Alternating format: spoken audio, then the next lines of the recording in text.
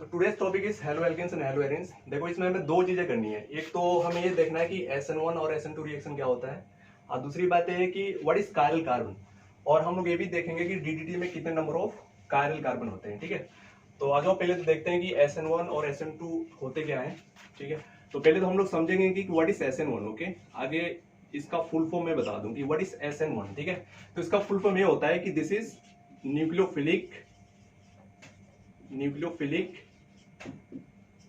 substitution nucleophilic substitution unimolecular reaction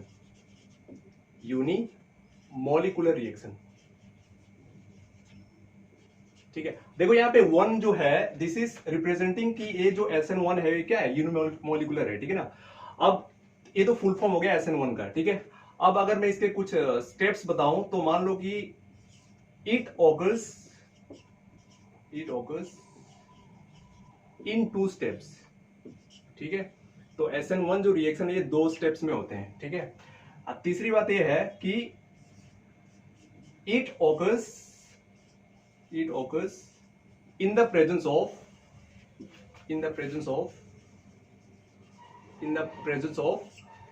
polar protic solvent. ठीक है, अब यहाँ पे क्वेश्चन है कि what is polar protic solvent. ठीक है, तो देखो पोलर का मतलब ये हुआ कि जिसके पास डायपोल मोमेंट हो। ठीक है, डायपोल मोमेंट की जो वैल्यू होगी that is not equal to 0। अब प्रोटिक का मतलब ये होता है कि द सॉल्वेंट which releases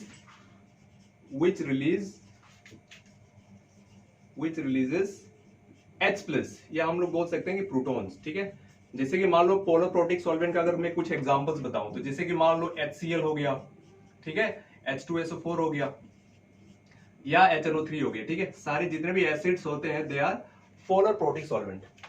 तो पहली बात तो ये होगी कि ये 2 स्टेप में होगा।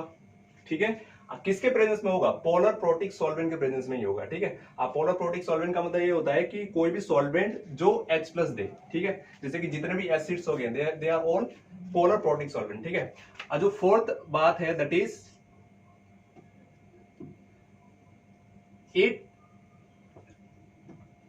रेट ऑफ द रिएक्शन, या मैं बोल सकता हूं कि order of the reaction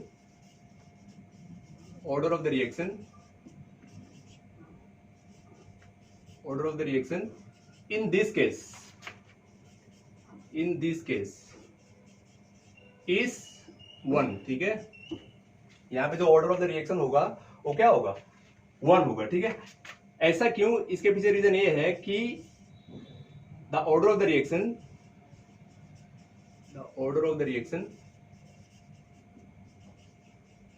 depends only on the concentration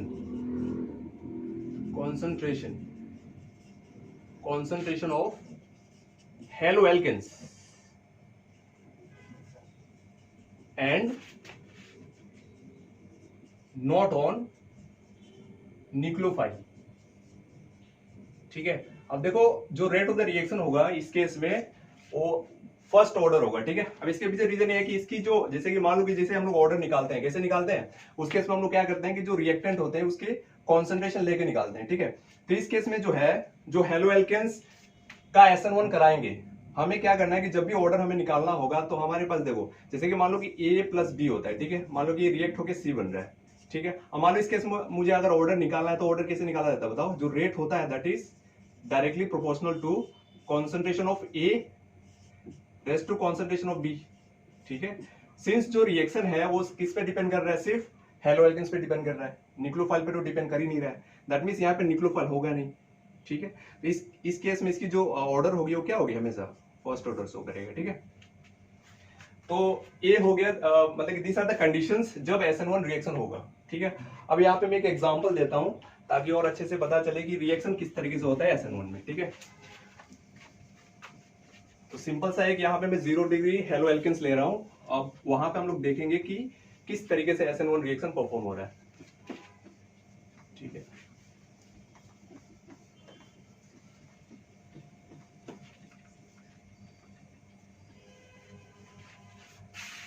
चलो देखो जैसे कि मान लो यहाँ पे मैं एक सिंपल से एग्जांपल ले रहा हूं दैट इज H, यहाँ पे H, यहाँ पे H और यहाँ पे मैंने लगा दिया X, ठीक है। तो X is any halogen, okay, कोई भी एक हैलोजन हो सकता है। तो ये 0 डिग्री हैलो एल्केन से, ठीक है। अब हम लोग सिंस SN1 के बारे में बात कर रहे हैं, तो SN1 पे क्या लिखा है कि इट ऑकर्स इन 2 स्टेप, ये 2 स्टेप में होता है, ठीक है। तो देखो पहले स्टेप में होता क्या है, फर्स्ट स्टेप में क्या होता है समझो पहले तो, कि इसका हम लोग रिएक्शन कराते हैं पोलर प्रोटिक सॉल्वेंट के प्रेजेंस में, ठीक है। तो यहाँ पे मान लो मैं जो पोलर प्रोटिक सॉल्वेंट ले रहा हूं दैट इज HCl मान लो, ठीक है। अब HCl के प्रेजेंस में होता क्या है कि यहां से X निकलता है, मतलब यहाँ पे कार्बोकैटायन का फॉर्मेशन होता है, ठीक है ना। तो मान लो कि ये पोलर प्रोटिक सॉल्वेंट करेगा क्या कि ये बॉन्ड को क्या करेगा, क्लीव करेगा, ठीक है। Since this is highly electronegative, तो ये बॉन्ड यहां से क्लीव होगा, दोनों इलेक्ट्रॉन किसके पास जाएगा, X के पास जाएगा। तो देखो ये जो स्ट्रक्चर है ना, this is actually tetrahedral, okay. ये क्या है तुम्हारा, टेट्राहेड्रल स्ट्रक्चर है, ठीक है। लेकिन सिंस एक कार्बोकैटायन में कन्वर्ट हो गया है, तो अब इसका जो स्ट्रक्चर होगा, ये जो स्ट्रक्चर बनेगा अब, this will be planar, okay, planar structure में कन्वर्ट हो जाएगा, ठीक है। अब प्लस X माइनस, ठीक है। देखो ऐसा हुआ क्यों, क्योंकि X ये क्या है, हैलोजन है। हमें पता है कि हैलोजन की का जो इलेक्ट्रोनेगेटिविटी जो होती है दैट इज हायर, ठीक है। तो यहां से जैसे ये बॉन्ड क्लीव होगा तो दोनों इलेक्ट्रॉन क्या करेगा, X ले लेगा, मतलब कि यहाँ पे पॉजिटिव साइन आएगा, यहाँ पे क्या आएगा, नेगेटिव साइन आएगा। तो देखो ये कार्बोकैटायन बन गया है। ये जो कार्बोकैटायन का जो स्ट्रक्चर होगा वो क्या होगा, प्लेनर होगा। ये क्या बना हमारा, कार्बोकैटायन, ठीक है। तो पहले स्टेप में हमेशा क्या बनेगा, कार्बोकैटायन बनेगा, ठीक है। अब देखो सेकंड स्टेप किस तरीके से परफॉर्म होता है, ठीक है। सेकंड स्टेप में देखो क्या होता है कि ये जो कार्बोकैटायन बना है, इस कार्बोकैटायन को यहाँ पे मैं लूंगा, यहाँ पे H, दिस इज H, यहाँ पे H, यहाँ पे पॉजिटिव, ठीक है। अब इस कार्बोकैटायन का मैं रिएक्शन कराऊंगा कोई भी एक न्यूक्लियोफाइल के साथ, ठीक है। तो न्यूक्लियोफाइल का मैं कुछ इस तरीके से लिख रहा हूँ Nu माइनस, ठीक है। This is it can be any nucleophile, okay, कोई भी एक न्यूक्लियोफाइल हो सकता है। हमें पता है कि न्यूक्लियोफाइल का मतलब क्या होता है, any electron efficient compound, any electron efficient compound, ठीक है। तो इस तरीके से हो गया। अभी जो न्यूक्लियोफाइल है ये क्या कर सकता है, दोनों साइड से क्या कर सकता है, अटैक कर सकता है, ठीक है। मान लो कि ये अगर न्यूक्लियोफाइल यहां पे अटैक करे, इस कार्बन की इस साइड पे अटैक करे, ठीक है ना। तो इस अटैक को हम लोग बोलते हैं दिस इज फ्रंट अटैक। इसको क्या बोलेंगे, फ्रंट अटैक। देखो कहने का मतलब है ना कि जैसे कि मान लो कि ये जो मेरा हाथ है ना, इसको कार्बन मान लो, ठीक है। इस तरीके से 3 ग्रुप प्रेजेंट है, ठीक है ना। ये तीनों H है मान लो, ठीक है। And this is carbon for example, ठीक है। अब मान लो कि अगर ये न्यूक्लियोफाइल है, तो न्यूक्लियोफाइल कहां से अटैक कर सकता है, एक तो फ्रंट कर सकता है, इस तरीके से अटैक कर सकता है, ठीक है ना, जिस इस तरीके से हुआ है जो, ठीक है ना। एक तरीका ये भी हो सकता है कि ये बैक साइड से अटैक करे, ठीक है ना। मतलब कि फ्रंट अटैक कुछ इस तरीके से हुआ, बैक अटैक किस तरीके से होगा बताइए, इसके पीछे से हो जाएगा। अगर मान लो कि अगर इसने फ्रंट अटैक किया तो देखो यहां से क्या होगा, यहां पे हो जाएगा तुम्हारा retention of configuration, retention of configuration हो जाएगा। मतलब देखो कॉन्फ़िगरेशन जो है वो रिटेन कर रहा है, मतलब कि देखो इनिशियली मैंने ये लिया था, ठीक है। अगर तुम दोनों देखोगे ना तो दोनों का जो कॉन्फ़िगरेशन है, जो ज्योमेट्री है, दोनों का क्या है, सेम है, रिटेन है कि नहीं। देखो अब दोनों में डिफरेंस क्या है, डिफरेंस ये है कि यहाँ पे मैंने X लिया था, लेकिन यहाँ पे क्या हो सकता है, कोई भी एक न्यूक्लियोफाइल हो सकता है। तो मैं ये बोल सकता हूं कि जब भी SN1 में फ्रंट अटैक होगा तो यहां पे जो स्ट्रक्चर जो बनेगा, इसको हम लोग ये बोल सकते हैं कि this is retention of configuration. क्या बोल सकते हैं, रिटेंशन ऑफ कॉन्फ़िगरेशन, क्योंकि जो कॉन्फ़िगरेशन है वो क्या है, रिटेन है, ठीक है, इस तरीके से। लेकिन एक तरीका ये भी हो सकता है ना कि अगर इसने बैक अटैक किया तब क्या हो सकता है। तो देखो मैं क्या करा रहा हूं सेकंड स्टेप में, कि जो न्यूक्लियोफाइल हमारा है वो क्या कर रहा है, बैक अटैक कर रहा है, ठीक है। तो देखो ये मान लो ये तो तुम्हारा कार्बोकैटायन है, यहाँ पे जो मैंने न्यूक्लियोफाइल लिया है अब एक कर क्या रहा है, क्या करेगा बताओ, ये बैक से क्या कर रहा है, अटैक कर रहा है, ठीक है, इस तरीके से। देखो अब क्या होगा कि जो कॉन्फ़िगरेशन है वो क्या हो जाएगा, इन्वर्ट हो जाएगा। इन्वर्ट मतलब उल्टा हो जाएगा कुछ इस तरीके से, H यहाँ पे H और यहाँ पे क्या हो जाएगा तुम्हारा न्यूक्लियोफाइल, ठीक है। तो इसको हम लोग बोलेंगे inversion, inversion of configuration, inversion of configuration, इस तरीके से, ठीक है। देखो अगर तुम देखोगे ना, कंपेयर अगर करोगे तो देखो दोनों का जो ज्योमेट्री है, ठीक है ना, इन्वर्टेड है, ठीक है, इनिशियली देखो एक्स यहाँ पे था, है कि नहीं, जो न्यूक्लियोफाइल था इस साइड में था, राइट हैंड साइड में था, लेकिन अब क्या है, ये लेफ्ट हैंड साइड में हो गया है। मतलब इसकी जो कॉन्फ़िगरेशन है वो क्या हो गई है, बताओ, इन्वर्ट हो गई है, उल्टा हो गई है। तो ये जो अटैक था वो कौन सा अटैक था बताओ, ये हमारा बैक अटैक था, ठीक है ना। तो जब भी फ्रंट अटैक हो तो क्या होगा, रिटेंशन होगा, कॉन्फ़िगरेशन जो होगा वो रिटेन करेगा। लेकिन जब भी बैक अटैक करे तो फिर क्या होगा, जो कॉन्फ़िगरेशन होगा वो क्या हो जाएगा, इन्वर्ट हो जाएगा, ठीक है। तो इसको हम लोग इन्वर्जन ऑफ कॉन्फ़िगरेशन में बोलते हैं, ठीक है। अब हमें ये देखना है कि मान लो कि तुम्हारे पास 1 डिग्री, 2 डिग्री और 3 डिग्री हेलो एल्केन्स है। अब हमें ये पता लगाना है कि किस केस में SN1 बहुत जल्दी से होगा। तुम्हारे 1 डिग्री में होगा, 2 डिग्री में हो सकता है या 3 डिग्री में हो सकता है, ठीक है ना, विद रीजन। कि मान लो कि 1 डिग्री में अगर होगा सबसे जल्दी तो इसके पीछे रीजन क्या है।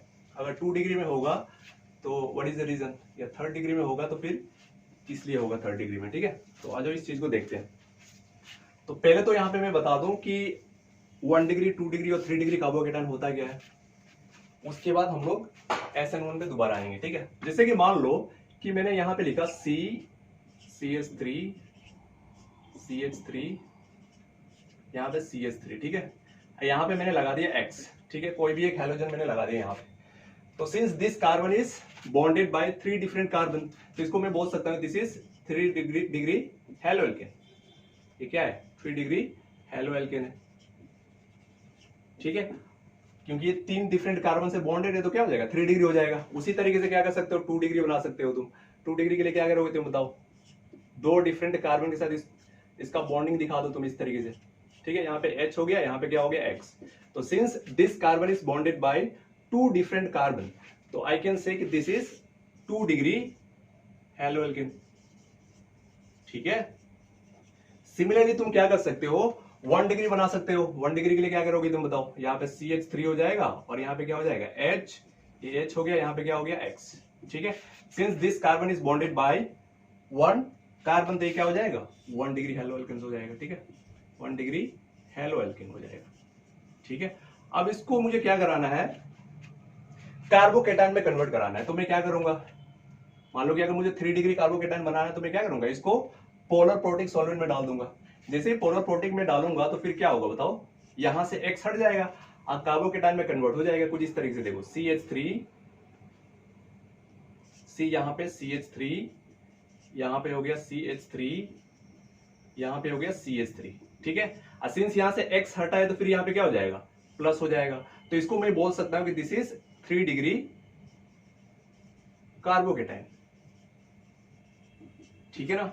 उसी तरीके से यहां से अगर X को हटाओ तुम तो फिर क्या बनेगा बताओ, ये कुछ इस तरीके से बनेगा, CH3, यहाँ पे CH3 और यहाँ पे क्या हो गया H, यहाँ पे कौन सा साइन आएगा, प्लस आ जाएगा, ठीक है। तो this will be 2 degree carbocation. देखो मैं कर क्या रहा हूं, सिर्फ X को हटा रहा हूं। X हटेगा किस तरीके से, मान लो हेलो एल्केन्स को जैसे तुम डालोगे किसमें, पोलर प्रोटिक सॉल्वेंट में, तो क्या होगा, क्या यहाँ से X हट जाएगा और कार्बोकेटाइन का फॉर्मेशन हो जाएगा। सिमिलरली तुम यहाँ पे भी कर सकते हो सेम काम, ठीक है। यहाँ से भी X हटेगा तो फिर देखो ये किसमें कन्वर्ट होगा, C, यहाँ पे CH3, यहाँ पे H हो गया, यहाँ पे H हो गया, ठीक है। आई पे कौन सा साइन आएगा, प्लस आ जाएगा। तो इसको मैं बोल सकता हूँ दिस इज 1 डिग्री कार्बोकेटाइन, ठीक है। इस तरीके से हो गया। अब हमें ये चेक करना है कि किस केस में SN1 सबसे जल्दी हो सकता है, ठीक है ना। तो तुम्हारे पास यहाँ पे 3 ऑप्शन है, एक तो तुम्हारे पास 3 डिग्री है, 2 डिग्री और 1 डिग्री है, ठीक है। अब हमें ये देखना होगा कि कौन सा कार्बोकेटाइन सबसे ज्यादा स्टेबल है। तो स्टेबिलिटी चेक करने के लिए तुम क्या करोगे कि ये देखोगे कि इस कार्बन के साथ 3 डिफरेंट कार्बन जुड़ा हुआ है, ये सारे क्या कर रहे हैं कि प्लस आई इफेक्ट्स कर रहे हैं। मान लो कि इस कार्बन के पास प्लस साइन है तो उसको स्टेबल करने के लिए क्या कर रहे हैं, सारे क्या है, ये सारे प्लस आई इफेक्ट्स करते हैं। अब प्लस आई का मतलब क्या होता है, दे आर इलेक्ट्रॉन डोनर, ठीक है।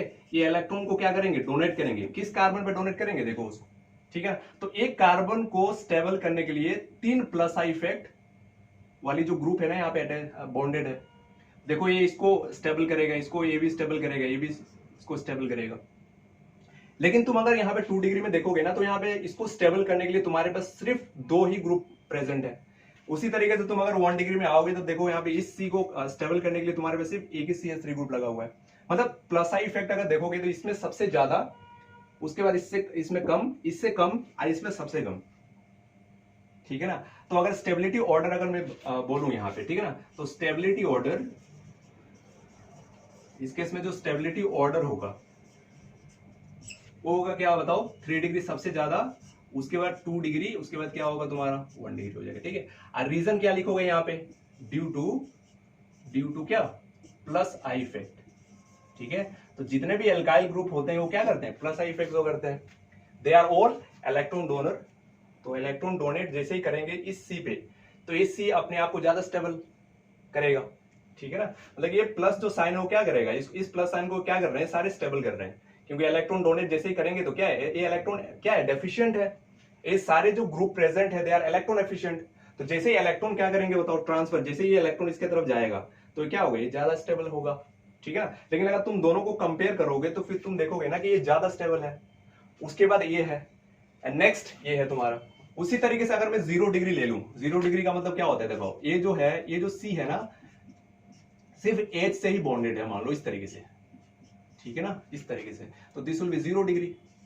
इस तो फिर क्या हो जाएगा, this will be list stable, ठीक है। तो मैं यहाँ पे क्या लिख सकता हूँ, 0 डिग्री सबसे कम स्टेबल, क्योंकि इस कार्बन को स्टेबल करने के लिए देखो यहाँ पे प्लस आई इफेक्ट वाली जो ग्रुप है ना वो है ही नहीं, ठीक है ना। हमें पता है कि जो H होता है दे आर, ये तो प्लस आई तो शो करते हैं, लेकिन दिस इज लिस्ट, ठीक है ना। प्लस आई इफेक्ट तो शो करते हैं, लेकिन इसकी जो इंटेंसिटी होती है वो सबसे लिस्ट होती है, कम होती है। तो इस कार्बन को ये स्टेबल कर नहीं पाएगा, तो ये सबसे कम स्टेबल हो जाएगा। अब यहां पे अगर मैं बोलूं कि SN1 रिएक्शन का जो ऑर्डर होगा वो क्या होगा, तो फिर क्या लिखोगे तुम, क्योंकि स्टेबिलिटी 3 डिग्री में सबसे ज्यादा है, तो SN1 भी क्या होगा, सबसे जल्दी उसी में होगा। उसके बाद 2 डिग्री आएगा, उसके बाद क्या आएगा 1 डिग्री, और सबसे कम किस में होगा, 0 डिग्री में होगा, ठीक है। तो यहां पे हम ये लिख सकते हैं, स्टेबिलिटी ऑर्डर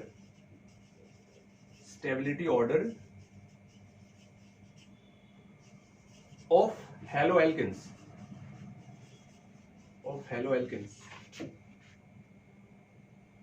इन SN1, ठीक है ना। Stability order of halo alkanes in SN1, तो क्या लिखोगे तुम बताओ, 3 डिग्री सबसे ज्यादा, उसके बाद क्या होगा 2 डिग्री, देन क्या होगा 1 डिग्री, और सबसे कम किस में होगा 0 डिग्री में, ठीक है ना। अब तुम रीजन क्या बताओगे, what is the reason, reason ये हो जाएगा कि 3 degree carbocation is most stable and 0 degree is least stable, ठीक है ना। तो देखो जब भी SN1 से रिलेटेड अगर क्वेश्चंस एग्जाम में आए तो तुम्हें करना क्या है, आगे तुम चेक कर लो कि वो जो हेलो एल्केन्स तुमको दिया गया है वो कौन सा डिग्री है, 1 डिग्री है, 2 डिग्री है, 3 डिग्री है। ये अगर तुम्हें पता चल गया तो तुम इस मेथड को अगर अप्लाई करोगे तो you'll be getting your answers. अगर मान लो 3 डिग्री दे दिया गया है, ठीक है, 2 सैंपल दे दिया गया है, अब तुमसे पूछ रहा है कि बताओ इसमें SN1 सबसे जल्दी किसमें होगा, या कौन सा रिएजेंट सबसे जल्दी SN1 शो करेगा, तो उसके लिए तुम क्या करोगे बताओ, आगे तुम चेक कर लो कि ये 1 डिग्री है, 2 डिग्री है, 3 डिग्री है, ठीक है। अगर 3 डिग्री है तो सबसे ज्यादा, और 1 डिग्री है मान लो, या 0 डिग्री है तो फिर क्या हो जाएगा, सबसे कम हो जाएगा, ठीक है ना। तो इस तरीके से करके हम लोग SN1 को परफॉर्म कर सकते हैं किसमें, हेलो एल्केन्स में, ठीक है। चलो तो ये हो गया हमारे SN1 के बारे में। अब हम लोग करते हैं SN2, ठीक है। देखो हमेशा यहाँ से क्वेश्चन पूछा गया है एग्जाम में, ठीक है ना। तो ये जो टॉपिक है this is very very important, और इसको करने के लिए बहुत ही सिंपल सा तरीका ये है कि तुम डिग्री ऑफ कार्बन निकालो पहले। तो डिग्री ऑफ कार्बन जैसे तुमने पता लगा लिया तो आसानी से तुम ऑर्डर कर सकते हो, ठीक है। चलो तो अगला है हमारा SN2। तो आगे तो हम लोग लिखते हैं कि SN2 होता क्या है पहले, तो कि SN2 क्यों लिखते हैं हम लोग। तो नेक्स्ट इज SN2, ठीक है। तो देखो SN2 का जो इसका जो फुल फॉर्म होता है पहले तो इसके बारे में लिखते हैं हम लोग, ठीक है। तो दिस इज न्यूक्लियोफिलिक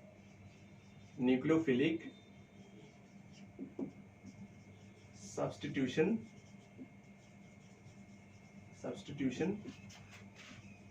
बाइमोलिकुलर रिएक्शन, ठीक है ना। तो देखो इस 2 का सेंस ये है ना कि ये बाइमोलिकुलर है, ठीक है। तो पहला तो ये हो गया कि फुल फॉर्म ऑफ SN2 क्या होता है, दूसरी बात ये है कि it occurs in the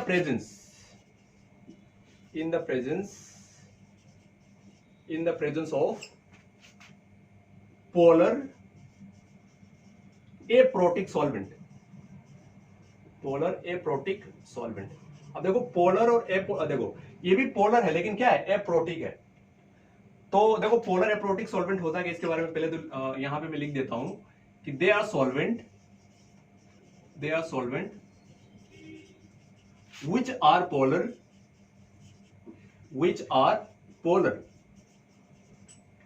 but does not releases H plus. मतलब कि कोई भी सॉल्वेंट जो कि पोलर तो है लेकिन अगर H प्लस रिलीज नहीं करता है तो उसको हम लोग क्या बोलेंगे, पोलर एप्रोटिक सॉल्वेंट। ठीक है, तो इसके कुछ एग्जांपल्स यहां पे मैं बता देता हूं। जैसे कि मान लो तुम्हारा एसीटोन हो गया, ठीक है, जितने भी कीटोन है तुम्हारे, ठीक है ना, CH3, ठीक है ना, this is C double bond O CH3, ठीक है। देखो ये पोलर है लेकिन ये H प्लस रिलीज नहीं करेगा। उसी तरीके से कोई भी नाइट्राइल्स ले लो तुम, ठीक है, CH3 CN हो गया, ठीक है ना। तो देखो दोनों क्या है, पोलर हैं लेकिन ये H प्लस रिलीज नहीं करेंगे। तो इन सॉल्वेंट को हम लोग क्या बोल सकते हैं, polar aprotic solvent.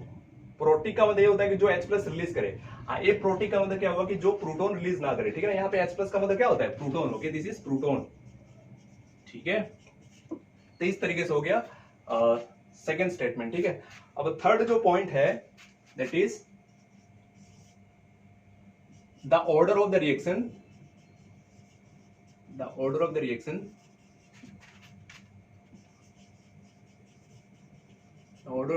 Is second.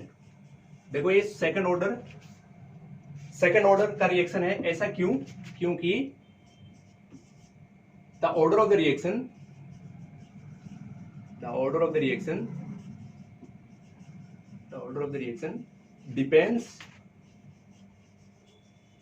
Depends देखो जो ऑर्डर ऑफ द रिएक्शन होगा वो डिपेंड करेगा दोनों पे, ठीक है ना, concentration of halo alkanes and also on the concentration of nucleophile, ठीक है ना। अरे दोनों के कॉन्सेंट्रेशन पे डिपेंड करेगा, हेलो एल्केन्स के कॉन्सेंट्रेशन पे भी डिपेंड करेगा और जो न्यूक्लियोफाइल लिया जाएगा उसके कॉन्सेंट्रेशन पे भी ये डिपेंड करेगा, ठीक है ना।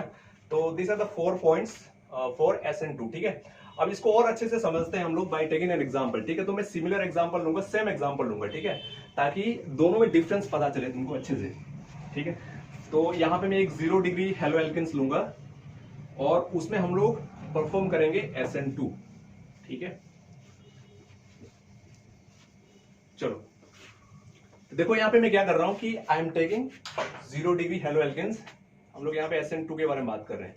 तो देखो यहाँ पे मैं क्या कर रहा हूं, C, दिस इज H, यहाँ पे H, यहाँ पे H और यहाँ पे मैंने लिया क्या, X, ठीक है। अब देखो क्या करना है, मुझे लेना है यहाँ पे क्या, directly I take nucleophile. Okay, देखो ये एक ही स्टेप में होगा, याद रखना, ठीक है ना। This will happen only in 1 step. Okay, occurs, यहाँ पे जो 5th पॉइंट है ना वहां पे ऐड कर लेना, occurs only in 1 step, only in 1 step, ठीक है। ये ऐड कर लेना है हमें उस पॉइंट में, ठीक है। तो एक ही स्टेप पे परफॉर्म होगा। तो देखो यहाँ पे मैं क्या करूंगा, मैंने हेलो एल्केन्स ले लिया, अब मैं क्या करूंगा, यहाँ पे न्यूक्लियोफाइल ले लूंगा, ठीक है। तो यहाँ पे न्यूक्लियोफाइल मैंने ले लिया, ठीक है। तो रिएक्शन को हमें पहले स्टेप में, फर्स्ट स्टेप में क्या करना है, खत्म करना है, ठीक है। तो न्यूक्लियोफाइल इस तरीके से हो गया। अब देखो SN1 के केस में क्या था कि न्यूक्लियोफाइल के पास 2 ऑप्शंस थे, ठीक है ना। एक तो ये क्या कर सकता था कि फ्रंट अटैक कर दे या बैक अटैक कर दे, लेकिन देखो इसके पास जो ऑप्शंस होगा that will be only back attack, ठीक है ना। देखो यहां से तो अटैक कर ही नहीं सकता है क्योंकि पहले से यहाँ पे X पड़ा हुआ है। मान लो अगर ये जो न्यूक्लियोफाइल है अगर ये इस X के पास आए तो जो इंटेंसिटी ऑफ रिपल्सन होगा क्या हो जाएगा, बढ़ जाएगा। तो ये करेगा क्या कि इसके बैक से ही क्या कर सकता है, आके अटैक कर सकता है, ठीक है ना। फ्रंट से तो कोई ऑप्शन है नहीं। तो यहां पे मैं क्या लिखूंगा, बैक अटैक। ओके, ये क्या हो जाएगा, बैक अटैक, ठीक है। तो जैसे ही बैक अटैक होगा तो फिर देखो क्या होगा, देखो फ्रंट अटैक जब होगा तो क्या होता था, रिटेंशन होता था, ठीक है ना। लेकिन बैक अटैक अगर हुआ तो फिर क्या हो जाएगा, इन्वर्जन हो जाएगा। तो इसको अगर मुझे इन्वर्ट, देखो अब होगा क्या, समझो ध्यान से यहाँ पे कि C, यहाँ पे H, यहाँ पे क्या है H है, यहाँ पे भी क्या है H है। अब देखो क्या है कि अब सिन से न्यूक्लियोफाइल क्या कर रहा है कि बैक अटैक कर रहा है किस पे, कार्बन पे। तो अब कार्बन 5 बॉन्ड तो बना नहीं सकता क्योंकि देखो पहले से 4 बॉन्ड बना हुआ है। तो अब ये करेगा क्या कि पार्सली, देखो यहाँ पे C और X के बीच जो बॉन्ड है ना, ये पार्सली क्या होगा, ब्रेक होगा। न्यूक्लियोफाइल और कार्बन के बीच क्या होगा, एक न्यू बॉन्ड का फॉर्मेशन होगा, ठीक है ना। कुछ इस तरीके से देखो, ये जो है डॉटेड साइन जो है ना, it is representing partial bond between C and X, और C और न्यूक्लियोफाइल। मतलब मेरे कहने का मतलब ये है कि जैसे ही न्यूक्लियोफाइल आके बैक अटैक करा कार्बन पे, तो ये वाला जो बॉन्ड है C और X के बीच, ये क्या होगा, क्लीव होगा, ये ब्रेक होने लगेगा। पार्शियली ब्रेक होगा, एक ही बार ब्रेक तो होगा नहीं, क्योंकि देखो कार्बन तो 5 बॉन्ड बना नहीं सकता है, क्योंकि इसके पास 4 ही वैलेंस वैलेंस इलेक्ट्रॉन है, तो 4 ही बॉन्ड बना सकता है। तो जैसे ही आके यहाँ पे अटैक किया तो फिर क्या होगा, ये पार्सली ब्रेक होगा, ये पार्सली बनने लगेगा, ठीक है ना। तो देखो ये रिप्रेजेंट नहीं कर रहा है कि ये पार्सली ब्रेक हो रहा है, ये क्या हो रहा है, ये पार्सली बन रहा है। तो अब ये जो स्टेज बना है ना, इस स्टेज को हम लोग बोलते हैं ट्रांजिशन स्टेज। इसको क्या बोलते हैं, ट्रांजिशन स्टेट, इसको बोलते हैं हम लोग ट्रांजिशन स्टेज, ठीक है ना। ये ट्रांजिशन स्टेज है। आई जो ट्रांजिशन स्टेट है ना, दिस इज हाईली अनस्टेबल। ये क्या है, अनस्टेबल है। अब अनस्टेबल होने के चलते फिर होगा क्या कि ये अपना स्टेबिलिटी रिटेन करने की कोशिश करेगा। तो रिटेन करने के लिए ये करेगा क्या, देखो कि यहां से क्या करेगा, देखो ये पार्शियली यहां से निकल रहा था X, ठीक है ना, और ये पार्शियली यहां पे लग रहा था। अब यहाँ पे होगा क्या कि X पूरा यहां से निकलेगा और न्यूक्लियोफाइल यहाँ पे क्या होगा, जाके अटैच हो जाएगा, ठीक है। कुछ इस तरीके से देखो, C यहाँ पे H, यहाँ पे H लगा, यहाँ पे H, ठीक है, और यहाँ पे क्या हो जाएगा, न्यूक्लियोफाइल। तो देखो यहाँ पे जो कॉन्फ़िगरेशन है वो क्या हो जा रहा है, हो गया है, इन्वर्ट हो गया है। देखो स्टार्ट मैंने यहां से करा था और यहां पे खत्म हो गया है। तो एक चीज हमेशा याद रखना है कि SN2 के केस में जो कॉन्फ़िगरेशन होगा वो हमेशा क्या हो जाएगा, इन्वर्ट हो जाएगा। तो मैं यहां पे लिख सकता हूं कि this is inversion, inversion of configuration, ठीक है, क्योंकि जो कॉन्फ़िगरेशन हो क्या हो गया है, बताओ, इन्वर्ट हो गया है। तो देखो SN1 के केस में क्या था कि हमारे पास 2 ऑप्शंस थे, इन्वर्ट भी हो सकता है और रिटेन भी हो सकता है। लेकिन SN2 के केस में क्या होगा, सिर्फ इन्वर्जन होगा, क्योंकि रिएक्शन को तुम्हें एक ही स्टेप में परफॉर्म कराना है, ठीक है ना। कुछ इस तरीके से होगी। तो इसी को हम लोग बोलते हैं क्या, SN2 रिएक्शन। अब यहाँ पे क्वेश्चन ये है कि अगर हमारे पास 3 डिग्री कार्बोकेटाइन है, सॉरी 3 डिग्री हेलो एल्केन्स है, 2 डिग्री है हमारे पास, और 1 डिग्री है, इवन हमारे पास 0 डिग्री भी क्या है, हेलो एल्केन्स है। तो किस केस में SN2 सबसे जल्दी परफॉर्म होगा, ठीक है ना। देखो रिएक्शन को हमें एक ही स्टेप में ही कराना है, मतलब यहाँ पे कार्बोकेटाइन का फॉर्मेशन नहीं हो रहा है। तो देखो जैसे कि मान लो अगर मैं 3 डिग्री हेलो एल्केन्स यहाँ पे ले लूं, जैसे कि मान लो C के साथ क्या लगा हुआ है, CH3, यहाँ पे CH3, यहाँ पे भी लगा दिया मैंने CH3, ठीक है, और यहाँ पे मैंने लगा दिया X। तो ये क्या बन गया तुम्हारा 3 डिग्री, ठीक है। उसी तरीके से अगर मैं 2 डिग्री लिखूं तो कैसे लिखूंगा बताओ, दैट इज C, यहाँ पे CH3, यहाँ पे हो गया तुम्हारा CH3, यहाँ पे H, और यहाँ पे क्या हुआ X, ठीक है। देन मैं क्या कर सकता हूं, और ए हो गया तुम्हारा 2 डिग्री, ठीक है। और मैं अगर यहाँ पे 1 डिग्री बनाऊं तो फिर कैसे बनाऊंगा, C, यहाँ पे CH3, यहाँ पे क्या हो गया तुम्हारा CH, यहाँ पे हो जाएगा तुम्हारा H, यहाँ पे क्या हो जाएगा H, यहाँ पे क्या लग गया X, ठीक है। उसी तरीके से 0 डिग्री जो एग्जाम्पल यहाँ पे मैंने लिया था, इसी एग्जाम्पल को यहाँ पे ले लो, C, यहाँ पे H, यहाँ पे H हो गया, यहाँ पे H हो गया, यहाँ पे क्या हो गया X, ठीक है, इस तरीके से। अब हमें चेक ये करना, अब देखो क्या है कि तुम्हारे पास मान लो एक न्यूक्लियोफाइल NU है, ठीक है, this is representing any nucleophile, ठीक है ना, कोई भी एक न्यूक्लियोफाइल हो सकता है। और न्यूक्लियोफाइल का क्या मतलब होता है, they are electron efficient compound, ठीक है। अब देखो क्या है, न्यूक्लियोफाइल अगर मान लो आके 3 डिग्री पे आके अटैच करे, देखो इसके पास क्या है, ऑप्शन है कि फ्रॉम तो करेगा नहीं, बेक ही करेगा, जैसे कि मैं बता रहा था तुम सबको, ठीक है। अब जैसे कि न्यूक्लियोफाइल क्या करेगा, आके C पे अटैच करे, यहाँ पे आकर अगर अटैक करे तो किस केस में आसानी होगा बताओ, 3 डिग्री में आसानी होगा, 2 डिग्री में होगा, 1 डिग्री में होगा, या 0 डिग्री में होगा, बताओ, ठीक है। तो तुम ये फाइंड ये करोगे कि इस केस में क्या होगा, डिफिकल्ट होगा। डिफिकल्ट होने का मेन रीजन ये है ना कि यहाँ पे देखो 3 ग्रुप लगा हुआ है, 3 ग्रुप लगा हुआ है, they are all bulky group, मतलब यहाँ पे रिपल्सन ज्यादा होगा, आगे बात समझ में, जैसे कि मान लो न्यूक्लियोफाइल आया यहाँ पे अटैक करेगा, देखो यहाँ पे 3 ग्रुप लगे हुए हैं, तो कहीं ना कहीं जो यहाँ पे न्यूक्लियोफाइल आएगा उसको क्या मतलब यहाँ पे अटैच होने ही नहीं देगा, मतलब एक तरह का स्टीरिक हिंड्रेंस होगा, ठीक है ना, स्टीरिक हिंड्रेंस होगा। स्टीरिक हिंड्रेंस का मतलब ये होता है कि एक तरह का रिपल्शन, ठीक है, मतलब न्यूक्लियोफाइल को इसके अंदर घुसने ही नहीं देगा। इसी तरीके से अगर इसको तुम कंपेयर करो तो देखो यहाँ पे तो 3 ग्रुप लगा हुआ था, लेकिन देखो यहाँ पे 2 ही ग्रुप लगा हुआ है, तो अगर कंपेयर करोगे तो इसमें आसानी होगा। अगर इसमें तुम देखोगे तो यहाँ पे एक ही बल्कि ग्रुप लगा हुआ है, ठीक है ना, 2 H पड़ा हुआ है, लेकिन इस केस में तुम देखोगे तो देखो कोई भी ये बल्कि ग्रुप जो एल्काइल ग्रुप है वो लगा नहीं हुआ है, ठीक है ना। तो किस केस में SN2 बहुत आसानी से हो सकता है, सबसे आसानी से 0 डिग्री में हो जाएगा, मतलब जस्ट जो कॉन्सेप्ट है ना उल्टा हो जाएगा, मतलब इसमें सबसे जल्दी हो जाएगा और सबसे डिफिकल्टी होगा होने में किसमें, 3 डिग्री में। आगे बात समझ में। अब मेन रीजन क्या है, स्टीरिक हिंड्रेंस, या हम लोग बोल सकते हैं this is due to repulsion, repulsion of bulky group. यहाँ पे बल्की ग्रुप क्या है बताओ, जो एल्काइल ग्रुप है, एल्काइल ग्रुप जो है दे आर बल्की ग्रुप, तो क्या करेगा ये, रिपल्शन करेगा, न्यूक्लियोफाइल को अंदर घुसने ही नहीं देगा। अब मान लो न्यूक्लियोफाइल अगर अंदर नहीं जाएगा तो देखो यहाँ पे SN2 फिर परफॉर्म ही नहीं होगा, तो फिर जो ऑर्डर हो जाएगा वो क्या हो जाएगा बताओ, 0 डिग्री सबसे ज्यादा, देन क्या हो जाएगा 1 डिग्री, उसके बाद क्या हो जाएगा 2 डिग्री, और लास्ट में क्या हो जाएगा 3 डिग्री। और प्रैक्टिकली ये पाया गया है ना कि 3 डिग्री में जो है SN2 रिएक्शन होता ही नहीं है, ठीक है, मतलब देखा यह गया कि इसमें और इसमें हो जाता है SN2, लेकिन इस केस में इट्स नॉट पॉसिबल नहीं होने का मेन रीजन ये कि ये देखो यहाँ पे इसको अगर मैं यहाँ पे इसको इस तरीके से लिखूं तो देखो H यहाँ पे भी है, H यहाँ पे भी है, ठीक है, सेम चीज अगर मैं यहाँ पे इसको खोल के लिखूं तो फिर क्या होगा, देखो यहाँ पे H, यहाँ पे भी H है, यहाँ पे भी H है, सेम चीज इसके लिए भी एप्लीकेबल हो जाएगा, यहाँ पे मैं H लिखूंगा, यहाँ पे भी H लिखूंगा और यहाँ पे भी H लिखूंगा, ठीक है ना। तो इसके चलते क्या होता है कि यहाँ से मतलब कि न्यूक्लियोफाइल के लिए जगह ही नहीं बचता है कि अंदर जाए और बैक अटैक करे। आगे बात समझ में। अब देखो इस ऑर्डर के बाद ये रीजन जो ये लिखना है तुम्हें कि this is due to steric hindrance,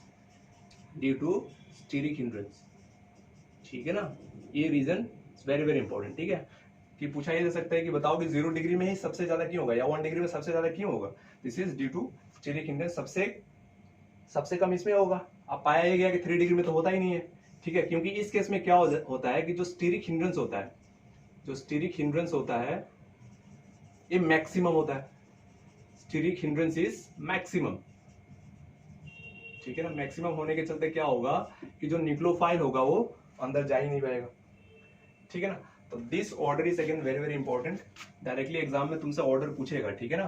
तो ऑर्डर अगर पूछेगा तो तुम्हारा काम ये होगा कि पहले तो ये पता कर लो कि कौन सा हेलो एल्केन्स है, 1 डिग्री है, 2 डिग्री है या 3 डिग्री है, ठीक है ना। और वहां पे ये भी चेक करना होगा कि वो किसके लिए पूछा है, SN1 के लिए पूछा है या SN2 के लिए पूछा है, ठीक है। तो जो ऑर्डर होगा वो क्या हो जाएगा, एक दूसरे से क्या हो जाएगा, उल्टा हो जाएगा। मान लो कि अगर वो SN1 पूछे तो उस केस में क्या होगा 3 डिग्री सबसे ज्यादा, लेकिन अगर SN2 पूछे तो फिर क्या लिखोगे तुम 0 डिग्री सबसे ज्यादा, ठीक है ना। और रीजन भी बहुत ज्यादा इंपॉर्टेंट है यहाँ पे, ठीक है। देखो ये तो हो गया हेलो एल्केन्स के बारे में। अब यहाँ पे क्वेश्चन ये है कि क्या हेलो एरिन्स में SN रिएक्शन पॉसिबल है, ठीक है ना। तो ये भी जो आइडिया है हेलो एरिन्स के बारे में, that is again very important कि जो SN रिएक्शन है ना वो हेलो एरिन्स में होता ही नहीं है, ठीक है ना। तो इसके पीछे बेसिकली 2 रीजन है, ठीक है ना, स्ट्रॉन्ग रीजन है 2, ठीक है ना। तो उसको मैं बता देता हूं कि हेलो एरिन्स में SN1 रिएक्शन होता क्यों नहीं है, ठीक है, या SN रिएक्शन क्यों नहीं होता है, ठीक है।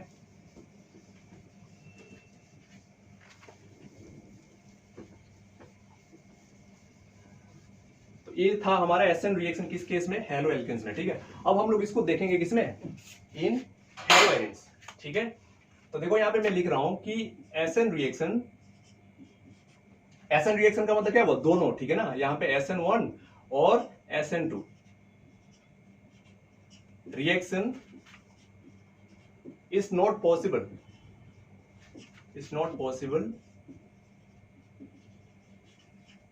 Due to the following reason, ठीक है। तो रीजन लिखने से पहले आगे समझ लेते हैं, ठीक है। देखो हेलो एरिन्स का मतलब क्या हुआ, हमें करना क्या होता है कि hello arenes this is cyclic कुछ इस तरीके से मैंने बना दिया। एक H को हटा के मैं क्या करूंगा, यहाँ पे X लगा दूंगा, ठीक है।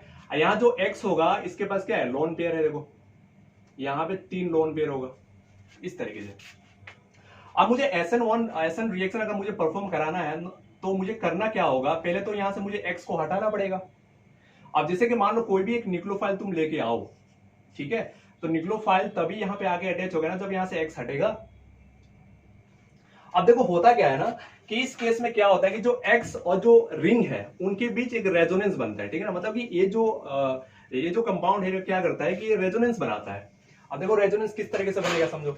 जैसे कि मान लो इसके पास पेयर ऑफ इलेक्ट्रॉन्स है, तो अपना पेयर ऑफ इलेक्ट्रॉन्स क्या करेगा, इस कार्बन को देगा। अब इस कार्बन को जैसे ही पेयर ऑफ इलेक्ट्रॉन्स दिया किसने, X ने, तो देखो कार्बन तो 5 बॉन्ड बना नहीं सकता है, तो फिर ये क्या होगा कि ये जो पाई बॉन्ड है वो क्या होगा, ब्रेक होगा। अब दोनों इलेक्ट्रॉन किसके पास आ जाएगा, इस कार्बन के पास आ जाएगा। देखो इसका जो रेजोनेटिंग स्ट्रक्चर बनेगा कुछ इस तरीके से बनेगा, देखो इस तरीके से बनेगा, ठीक है। देखो ये वाला जो पाई बॉन्ड है वो क्या हुआ, ब्रेक हुआ है, और इसने दोनों इलेक्ट्रॉन इस कार्बन को दिया है, मतलब कि X और C के बीच क्या होगा, डबल बॉन्ड क्रिएट हो जाएगा। सिंस X ने इलेक्ट्रॉन को दिया है तो इसके पास कौन सा चार्ज आएगा, पॉजिटिव चार्ज आएगा इस तरीके से। अब इसके पास कितने पेयर ऑफ इलेक्ट्रॉन्स बचे हैं बताओ, 2 पेयर ऑफ इलेक्ट्रॉन्स बचे हैं। ये जो पाई बॉन्ड है वो ब्रेक हुआ है, मतलब कि यहाँ पे दोनों, अब देखो ये ब्रेक होकर दोनों इलेक्ट्रॉन इस कार्बन के पास आया है, तो इस पे क्या हो जाएगा, माइनस साइन हो जाएगा, ठीक है। अब बाकी जो पाई बॉन्ड है वो उसी तरीके से रहेगा, देखो इस तरीके से रहेगा, ठीक है, इस तरीके से रहेगा। अब देखो अगला रेजोनेटिंग स्ट्रक्चर किस तरीके से बनेगा। मान लो ये जो पाई इलेक्ट्रॉन्स है ना, ये क्या हो रहा है, डीलोकलाइज हो रहा है। डीलोकलाइज का मतलब ये हुआ कि this is not fix, okay. अब मान लो कि ये यहां पे ट्रांसफर होगा। अब जैसे यहां पे ये ट्रांसफर हुआ तो फिर होगा क्या कि ये जो पाई बॉन्ड है वो क्या होगा, ब्रेक होगा, दोनों इलेक्ट्रॉन किसके पास जाएगा, इस कार्बन के पास जाएगा। तो देखो इसका जो अगला रेजोनेटिंग बनेगा वो कौन सा स्ट्रक्चर बनेगा,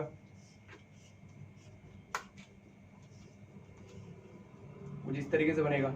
X इसके पास पॉजिटिव साइन, अब देखो ये जो है इसके पास आया, मतलब यहाँ पे क्या हो जाएगा, पाई बॉन्ड क्रिएट हो जाएगा, और जो माइनस साइन है वो कहां चला जाएगा, यहाँ पे आ जाएगा, ठीक है। अब देखो यहाँ पे ये हो गया, ठीक है। इसको दोबारा क्या करा दो, डीलोकलाइज करा दो, दोनों इलेक्ट्रॉन यहाँ पे जाएगा इस कार्बन के पास। अब ये पाई बॉन्ड क्या होगा, ब्रेक होगा, दोनों इलेक्ट्रॉन किसके पास जाएगा, इस कार्बन के पास जाएगा। तो इसका अगला रेजोनेटिंग कैसे बनेगा, कुछ इस तरीके से बनेगा। यहाँ पे X इसके पास पॉजिटिव साइन, अब देखो यहाँ पे डबल, अब देखो डबल बॉन्ड यहाँ पे आ जाएगा, ये बॉन्ड ब्रेक हो गया है, तो फिर दोनों इलेक्ट्रॉन आएगा किसके पास जाएगा, यहाँ पे आ जाएगा। अब अगले केस में क्या होगा, देखो ये यहाँ पे ट्रांसफर होगा, ये बॉन्ड यहाँ से ब्रेक होगा, दोनों इलेक्ट्रॉन किसके पास जाएगा, X के पास चला जाएगा। तो इसका जो अगला जो रेजोनेटिंग स्ट्रक्चर बनेगा कुछ इस तरीके से बनेगा। यहाँ पे पाई, अगला पाई कहां पे होगा, यहाँ पे हो जाएगा, यहाँ पे क्या हो जाएगा, X, यहाँ पे 3 लोन पेयर, ठीक है। तो पहला रीजन तो ये है कि due to resonance effect SN reaction is not at all possible, ठीक है। अब देखो रेजोनेंस बनने के बाद हो क्या रहा है ना कि जो इस C है और इस X के बीच क्या है कि पार्शियल डबल बॉन्ड बन रहा है। हमें पता है कि sp3 और sp2 में क्या होता है, अगर मान लो कि ये कोई कार्बन है जो कि sp3 हाइब्रिडाइज्ड है, ठीक है ना, मान लो कि एक कार्बन जो कि sp3 है, अगला कार्बन मान लो कि sp2 है। अब दोनों की तुम अगर इलेक्ट्रोनेगेटिविटी को कंपेयर करोगे तो ये क्या होता है, ये ज्यादा होता है, तो यहां से X को निकालना आसान नहीं है। लेकिन हेलो एल्केन्स के केस में क्या था, देखो यहाँ पे C, यहाँ पे H लगा के रखा था, यहाँ पे H और यहाँ पे X, ठीक है ना। तो इस केस में इसकी जो हाइब्रिडेशन थी वो क्या थी, sp3, तो यहाँ से X को हटाना तो आसान था, लेकिन यहाँ पे X को हटाना क्या है, बहुत ही ज्यादा डिफिकल्ट। तो पहला रीजन तो ये होगा कि रेजोनेंस के चलते क्या होगा कि यहाँ पे SN1 रिएक्शन होगा नहीं, ठीक है। और जो सेकंड रीजन है, देखो SN1 के केस में क्या था कि कार्बोकेटायन बन रहा था, मतलब यहाँ पे मैं X को हटाऊंगा तो यहाँ पे क्या होगा, यहां से क्या बन जाएगा, कार्बोकेटायन बन जाएगा, ठीक है ना। लेकिन इस केस में क्या होता है कि हेलो एरेंस के केस में क्या होता है कि मान लो तुमने अगर X को हटाया तो यहाँ पे कार्बोकेटायन बनेगा, जो कि ये बनता ही नहीं है।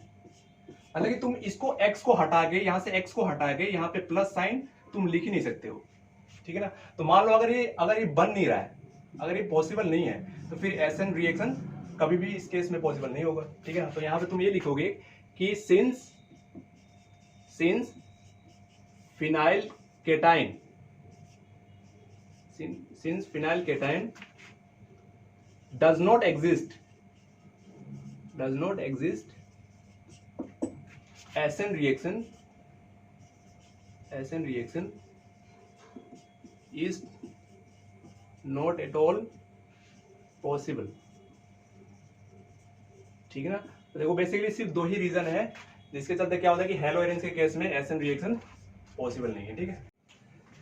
चलो तो अब हमें क्या करना है कि ये जानना है कि व्हाट इज कायरल कार्बन। अब यहाँ पे मैं क्या करूंगा कि एक तो पहले मैं ये बताऊंगा कि कायरल कार्बन होता क्या है, और दूसरी बात कि यहाँ पे मैं DDT का स्ट्रक्चर बनाऊंगा और यहाँ पे मैं बताऊंगा कि इसमें कितने नंबर ऑफ कायरल कार्बन होते हैं, ठीक है। तो आ जाओ, पहले तो ये जानते हैं कि what is chiral and A chiral carbon, ठीक है। तो कायरल और ए कायरल क्या होता है, ठीक है। पहले तो chiral and A chiral carbon, ठीक है। अब देखो क्या है कायरल कार्बन का मतलब क्या होता है, पहले तो ये जान लेते हैं हम लोग कि when carbons for valency is fulfilled by four different groups और एटम्स, ठीक है ना, then it is known as chiral carbon, ठीक है। देखो कार्बन, हमें ये पता है कि कार्बन की 4 वैलेंसी होती है, ठीक है। जैसे कि कार्बन की 4 वैलेंसी होती है, अब मान लो कि सारे इसके जो 4 वैलेंसी है अगर is being fulfilled by 4 different atoms या ग्रुप, ठीक है ना। जैसे कि मान लो ए यहाँ पे मैंने लगा दिया, यहाँ पे बी, यहाँ पे सी और यहाँ पे डी। अब यहाँ पे क्या है कि सारे जो ग्रुप्स इसके साथ लगे हुए हैं ना या बॉन्डेड है, सारे क्या है, डिफरेंट है। तो इस कार्बन को हम लोग क्या बोलेंगे, कायरल कार्बन, ठीक है। अब कायरल कार्बन को हम लोग रिप्रेजेंट करते हैं बाय यूजिंग स्टार, ओके, इस तरीके से, ठीक है। अब देखो एक चीज और है यहाँ पे कि अगर मान लो कि अगर 4 डिफरेंट ग्रुप है तो हम लोग ये बोल सकते हैं कि ये कायरल कार्बन है। लेकिन मान लो कि कुछ इस तरीके से मैंने लिखा है, ठीक है। यहाँ पे ए, यहाँ पे भी ए लगा दिया मैंने, ठीक है। यहाँ पे बी और यहाँ पे मैंने सी लगा दिया, ठीक है। तो देखो ये दोनों तो डिफरेंट है लेकिन ये दोनों क्या है, सेम है। तो इसको मैं कायरल कार्बन नहीं बोल सकता हूं। तो ये जो कार्बन अब बनेगा this will be what, A chiral carbon. ये क्या बन जाएगा, ए कायरल कार्बन, ठीक है ना। तो जब भी कार्बन के साथ 4 डिफरेंट ग्रुप क्या है, बॉन्डेड है, तो उस कार्बन को हम लोग क्या बोलेंगे, हमेशा कायरल कार्बन, ठीक है। अब जैसे कि एक एग्जांपल अगर मैं यहाँ पे लूं, तो जैसे कि मान लो मैंने C यहाँ पे लगाया, दिस इज H, यहाँ पे CH3 लगा दिया मैंने, मान लो, ठीक है। यहाँ पे मैंने लगा दिया, मान लो कि दिस इज मान लो दिस इज हो गया तुम्हारा Cl, यहाँ पे मैंने लगा दिया फॉर एग्जांपल F। तो देखो सारे ग्रुप्स क्या है, डिफरेंट है। तो इस कार्बन को मैं क्या बोल सकता हूँ, ये क्या है, कायरल कार्बन है, ठीक है। ये चीज अगर फॉलो नहीं हो रहा तो फिर क्या बोलेंगे उसको, ए कायरल कार्बन बोलेंगे, ठीक है। तो दूसरी बात यहाँ पे है कि DDT में क्या है कि आगे तो मैं इसका स्ट्रक्चर बताऊंगा कि इसका स्ट्रक्चर किस तरीके से बनेगा। और दूसरी बात ये है कि यहाँ पे हम लोग ये देखेंगे कि इसमें कितने नंबर ऑफ कायरल कार्बन होते हैं, ठीक है। तो जैसे कि मान लो कि आगे तो इसका फुल फॉर्म क्या होता है, ठीक है। इसका फुल फॉर्म क्या होता है इसके बारे में आगे मैं बता दूं तुम सबको कि DDT, ठीक है। कई बार इसको P, P DDT भी बोलते हैं, ठीक है ना। तो यहाँ पे P, P का क्या सेंस बनता है, दिस इज पेरा पेरा, ओके। डाइक्लोरो डाइफिनाइल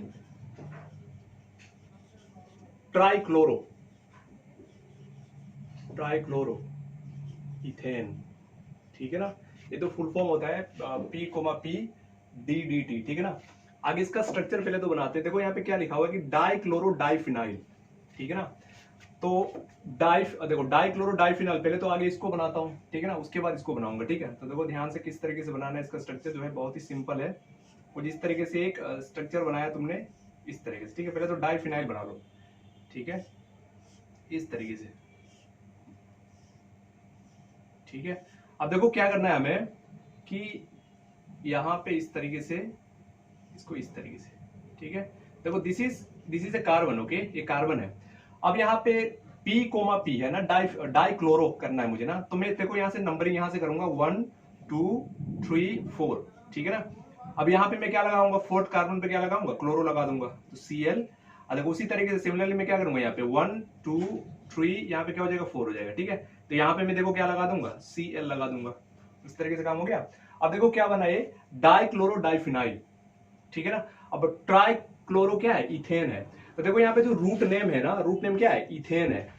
तो इथेन के लिए हमारे पास कितने कार्बन होना चाहिए बताओ, 2 कार्बन। तो एक कार्बन तो ये हो गया तुम्हारा, अगला कार्बन तुम इस तरीके से बना दो, ठीक है। अब देखो क्या है, इसकी कितनी वैलेंसी है, इस कार्बन की कितनी वैलेंसी है, 4 वैलेंसी है। तो देखो 1 2 2 तो फुलफिल हो रहा है, एक ऊपर 3, तो बचा क्या है, 1 वैलेंसी। तो यहाँ पे तुम क्या लगा दो, H लगा दो। ये जो पॉइंट है कार्बन है, ठीक है ना। उसी तरीके से देखो इस कार्बन के पास भी कितनी वैलेंसी अभी फ्री है, एक तो देखो इस कार्बन के साथ बॉन्डेड है, तो मतलब इसके पास कितने वैलेंसी फ्री है, 3। अब देखो यहाँ पे क्या लगाना है मुझे, ट्राइक्लोरो। तो ट्राइक्लोरो के लिए मैं क्या करूंगा, यहाँ पे बताओ 3 Cl लगा दूंगा, यहाँ पे 1 Cl यहाँ पे हो गया, 1 Cl यहाँ पे, 1 Cl यहाँ पे हो गया, ठीक है ना। देखो इसको तुम इस तरीके से भी बना सकते हो, ठीक है ना। इस पॉइंट को हटा के तुम क्या कर सकते हो, सिंपली यहाँ पे C भी लगा सकते हो, ठीक है। इस तरीके से C लगा दो, ठीक है। और ये चीज अच्छे से क्लियर नहीं हो रहा तो क्या कर सकते हो तुम, यहाँ पे C लगा दो, ठीक है। देखो इस C के साथ क्या है कि 2 तो ये लगे हुए हैं, एक H यहाँ पे लगा हुआ है। तो देखो 4 वैलेंस इसका भी फिल हो रहा है, 1 2 3 1 4, इसका क्या है 1 2 3 1 4 हो गया, ठीक है। तो ये होता है स्ट्रक्चर किसका, this is the structure of DDT, ठीक है ना, या इसको P कोमा P भी बोलते हैं, ठीक है। अब देखो एग्जाम में कई बार क्वेश्चन ये पूछा गया है कि बताओ कि इस कंपाउंड में कितने नंबर ऑफ कायरल कार्बन है, ठीक है। कायरल, देखो एक चीज और मैं बता दूं, कायरल कार्बन जो होता है ना, उसको हम लोग C स्टार से रिप्रेजेंट करते हैं। और एक चीज और है कि इसकी जो हाइब्रिडाइजेशन है ना, वो दैट इज sp3। ये हमेशा क्या होता है, sp3 हाइब्रिडाइज्ड होते हैं, ठीक है ना। तो देखो यहाँ पे हमें चेक ये करना है कि कितने कार्बन sp3 हाइब्रिडाइज्ड है। तो तुम देखोगे ना, तो ये तो sp2 हाइब्रिडाइज्ड है, क्योंकि देखो ये तो पाइप, देखो यहाँ पे क्या है, अल्टरनेट पोजीशन पे क्या है, डबल बॉन्ड है, इस तरीके से। देखो अल्टरनेट पोजीशन पे क्या है, डबल बॉन्ड है। मतलब इस केस में जो कार्बन की जो हाइब्रिडाइजेशन होगी वो क्या होगी, sp क्या होगी, sp2 होगी। देखो इस केस में sp2 हो जाएगी, ठीक है। इसकी भी sp2 है, इसकी भी sp2 है, मतलब कि मेरे पास sp3 हाइब्रिडाइज्ड 2 ही कार्बन है, एक तो A है एक A है। अब हमें चेक ये करना होगा कि ये जो कार्बन है 4 डिफरेंट ग्रुप के साथ जुड़ा हुआ है कि नहीं जुड़ा हुआ है। देखो नहीं जुड़ा हुआ है, कैसे, देखो ए भी क्या है, डाइफिनाइल डाइक्लोरो है, मतलब कि डाइक्लोरो डाइफिनाइल ए भी है, सिमिलर ग्रुप है, ठीक है ना। देखो ये तो डिफरेंट है, सही है, ये भी डिफरेंट है, लेकिन ये दोनों क्या है, सिमिलर है। दैट मींस ये कायरल कार्बन तो हो नहीं सकता है। सिमिलरली अगर तुम इस कार्बन के लिए देखो, क्योंकि तुम्हारे पास 2 ही sp3 हाइब्रिडाइज्ड कार्बन है, एक तो A है और एक A है। अब देखो अगर तुम इसको देखोगे तो क्या है बताओ, A इसके साथ, मतलब ये भी sp3 हाइब्रिडाइज्ड है, 3 ग्रुप सिमिलर है। ये तो डिफरेंट है लेकिन 3 ग्रुप सिमिलर है, तो ये भी कायरल नहीं हो सकता है, ठीक है ना। तो यहाँ पे नंबर ऑफ कायरल कार्बन कितना होगा बताओ, नंबर ऑफ कायरल कार्बन होगा यहाँ पे इक्वल टू 0। तो देखो ये कई बार एग्जाम में पूछा गया है कि इस पार्टिकुलर कंपाउंड में नंबर ऑफ कायरल कार्बन कितने हैं, ठीक है ना। तो देखो ये तो इसके लिए पूछा गया, लेकिन तुम्हें किसी भी कंपाउंड के लिए पूछा जा सकता है कि बताओ इस कंपाउंड में या इस गिवन सैंपल में कितने नंबर ऑफ कायरल कार्बन है। तो तुम्हें चेक ये करना होगा कि जो कार्बन है वो क्या होना चाहिए, हमेशा sp3 हाइब्रिडाइज्ड होना चाहिए। क्या होना चाहिए, sp3 हाइब्रिडाइज्ड। और जो कार्बन है वो 4 डिफरेंट ग्रुप या फंक्शनल ग्रुप के साथ क्या होना चाहिए, बॉन्डेड होना चाहिए, ठीक है ना। या 4 डिफरेंट एटम्स के साथ क्या होना चाहिए, बॉन्डेड होना। जैसे मान लो ए बी हो गया, यहाँ पे मैंने सी लगा दिया, यहाँ पे क्या लगा दिया, डी लगा दिया, मान लो। देखो यहाँ पे चारों क्या है, डिफरेंट ग्रुप्स है, ठीक है। तो मैं ये बोल सकता हूँ कि ये जो कार्बन है क्या है, कायरल कार्बन है। कायरल कार्बन को हमेशा क्या करेंगे हम लोग, स्टार से रिप्रेजेंट करेंगे, ठीक है। तो इस केस में इस कंपाउंड में जो नंबर ऑफ कायरल कार्बन है वो कितना है, 0 हो जाएगा, ठीक है ना। तो इस चीज को आई मीन ये चीज याद होना चाहिए तुम्हें हमेशा, ठीक है। चलो थैंक यू।